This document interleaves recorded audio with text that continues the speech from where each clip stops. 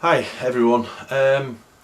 I watched my last video back and the one thing I was a little bit disappointed with, I never got across just how bad my drinking was and the despair it drove me to.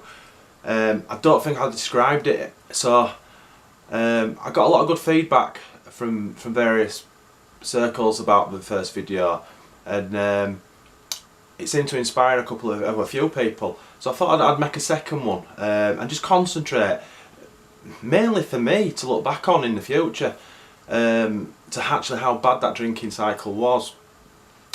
I loved drinking all along. It didn't fill a void, or there wasn't anything ever missing from my life like you hear on some other people say. I just loved drinking. I picked it up normally as a 15, 16 year old, and it just progressed and progressed and got gradually worse.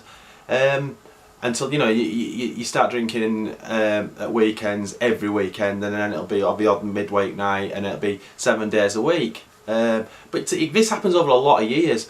But when it actually grips you, you're well aware of it. When I think back now, I started off on like bottles of cider in the park and stuff, or cans of cider, and I never touched spirits ever. But I actually can remember the first time I had a spirit. And I believe that was a massive turning point for me. It was at my mate's wedding, and I was best man. And I think I was about 18, 19 years old, and we were at his house waiting for the wedding cars to come. And I was an absolute nervous wreck, not touched a drink. And my friend offered me a whiskey to calm my nerves. And I remember, I said at the time, no, you're right, no, don't worry, no thanks. And he said, it'll calm your nerves. So whatever, because I was really, it was a 10 grand wedding back then, which was huge, and I had this massive speech to make and what have you. So anyway, he poured me this big glass of whiskey, neat whiskey, and I remember supping it off gently, and it was disgusting. I remember the taste was horrendous, but it did what it said on the tin, and it got me through that day. I had another one. He poured me another one while we were waiting for the cars, and by the time cars come, I was happy days. The fear had gone. And I went, and it was a great day. And I always look back to that day wondering if that's when it sort of first got its claws into me, because I kind of believed in it. It did what it said it was going to do. I think I didn't drink whiskey after that, or any spirits again. I think that following Christmas, or possibly the year after, we got some, there was some crates of whiskey going around cheap, and I ended up buying one. I think a crate of whiskey is 9 bottles. And it was over Christmas period, and again I didn't drink it, but because it was cheap I bought it, and I started supping it off over Christmas. And I think 9 bottles, I think I went through them in about 2 months, 3 months, which to an alky doesn't sound too bad, but you've got to remember I was probably 22, 23 by then. I'm guessing my age. That was a lot of whiskey, and ever since that day I stayed on whiskey. I didn't drink anything else, beer, whiskey, cider, nothing. Sorry, all I did was drink whiskey, no other spirits, and that's when that's when it had a hold of me. So life changes then, and this is what I really want to describe. So that I don't know if you want to call yourself an alcoholic, but the alcohol's got a grip of you. Your whole life is just revolves around alcohol when you're there. If you're not drinking, you're thinking about drinking. My whole day was scheduled out around alcohol, which is mad. So I'll give you a quick example. The first time when I went to bed, I'd go to bed knowing I had alcohol in the house for the next day. And if I didn't, well, that would never happen, because I'd make sure that happens. I'd wake up in the morning, first thought would be alcohol, not to have a drink because I'd be going to work usually, but it would be to knowing that I had it in the house. And then it was off to work as normal, but it was always thinking about I'm going to have a good drink tonight. And that went on for a couple of years, and obviously as soon as you get in, car keys hung up, pour that drink and off it is, and sup it through and off to bed, and then it goes, and again it just gets more of a grip of you, because obviously it's still doing what it says on the tin at that moment in time. It's still making you feel good, you're getting positives out of it, or so you think. But then it gets to the stage where it stops giving you, that hit that you need, or you enjoy, and you're drinking more and more, and you're not getting any. It's just the more you drink, the worse it's making you feel. but you can't stop. You want to drink, and that led me up to this. I laugh and joke. I call that my Groundhog Day when I was at my worst, and this is really sad thinking back. But this was only 4 or 5 months ago, where I would wake up in the morning for work, alarm would go off, I was hungover to shit. I'd get up, a normal person would get out of bed, they'd jump into the bathroom, do what they need to do, jump into the shower and get ready.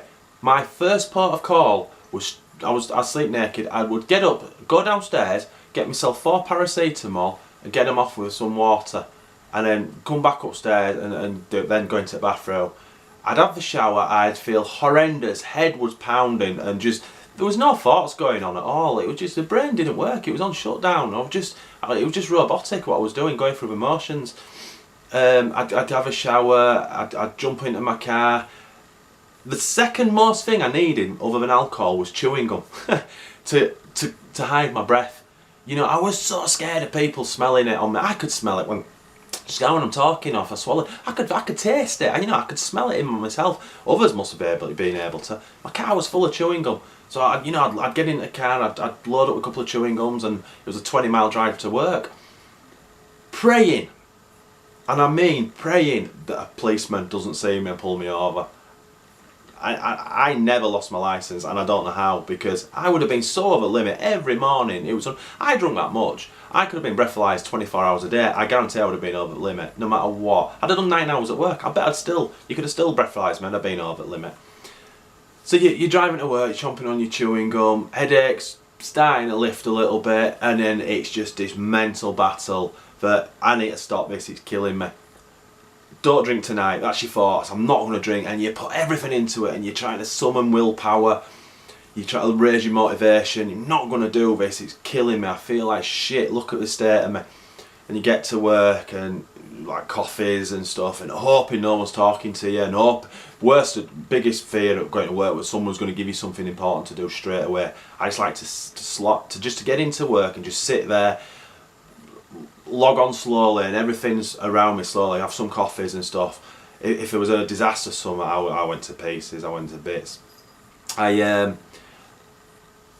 do a couple of hours like that and I just functioned. You know, there was no good stuff happening at work at all. There really wasn't. It was just me just getting through that morning.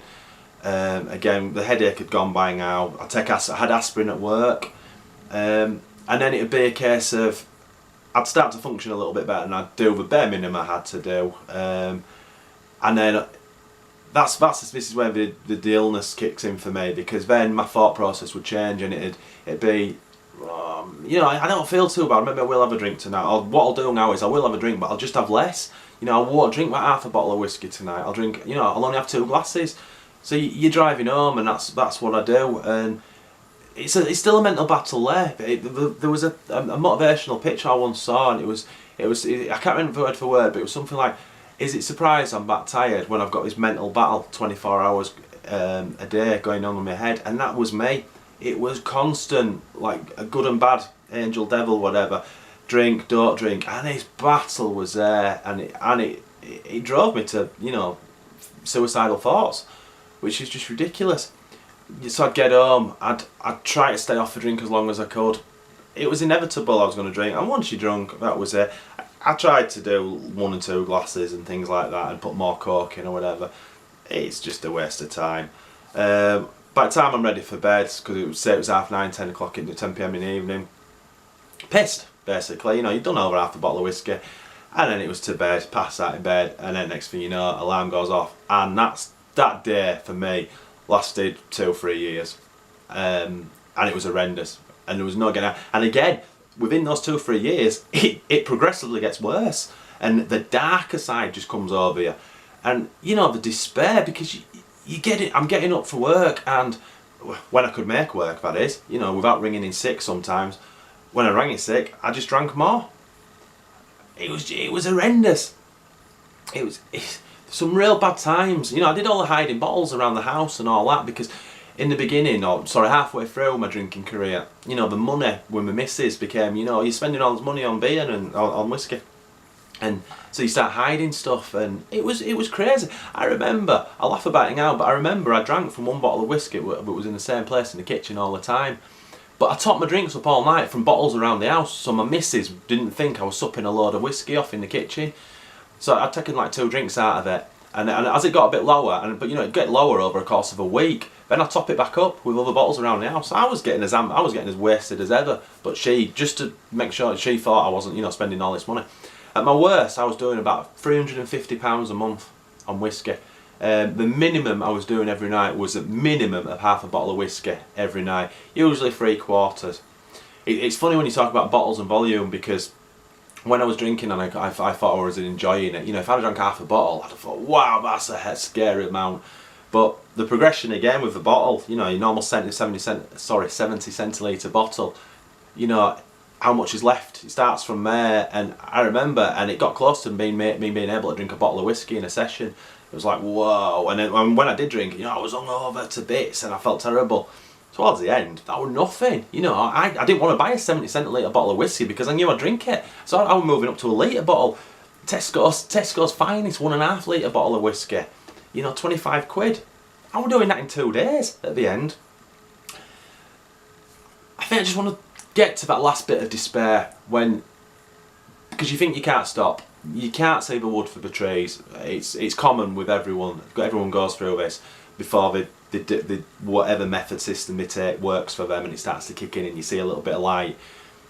I'm not surprised why people die from this. I'm really not, because you don't think you're going to get well.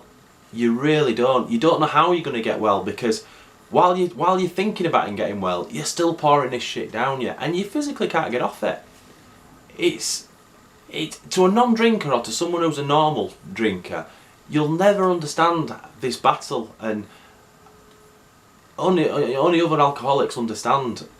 You know, and it makes no sense why we put us through it.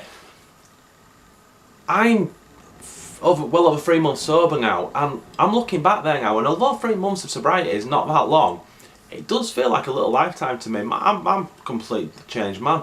But when I think back to where I was, you know, I'm there now. I know I can't go back to that. I know picking that one drink up and I'll be back there. And the thought of picking that drink up, it's gone. I have little wobbles, don't get me wrong, or I've had little wobbles, but I've got through them. I've now got the tools to get through them, and I actually see it for what it is now and what it'll do to me. Now the thing is, a lot of people call it a poison and what have you. I still don't look at it like that. I don't hate it. I actually can sit here now, 3.5 months sober, knowing that if I could become a normal drinker, I would. If it was a pill or some medication, I'd do it. But the most important thing now is I know I can't. I can't moderate. It's stupid. Trying to moderate your drink is just a mental battle. Why I just don't know why anyone wants to go through. But unfortunately, what I've seen and experienced with others is it seems to be part of your journey on the road to sobriety, where when your early days are stopping, you think you can moderate. You know, we've all got to go through it. If you've got a drinking problem, you're not going to be able to moderate, but you'll find out the hard way as you come to the end of it. It's a real shitty illness, disease, I don't know, whatever you want to call it. It's really bad, and you don't realise how bad it is. So as I say, I think I've made this video for more so for myself to look back on in months and years to come, so I always remember. It brought me to tears. Grown man at 42 years old, crying to myself downstairs, wishing I could stop with a bottle of paracetamol in my hands, wondering if that was the answer. You know, and you're choosing to buy this stuff from the shop, pour it out into a glass and drink it. And that's what it does to you. It's really, really scary. Anyway, I think I'll leave it at that for now. I hope you got something out of it. And that's it. Thanks for watching.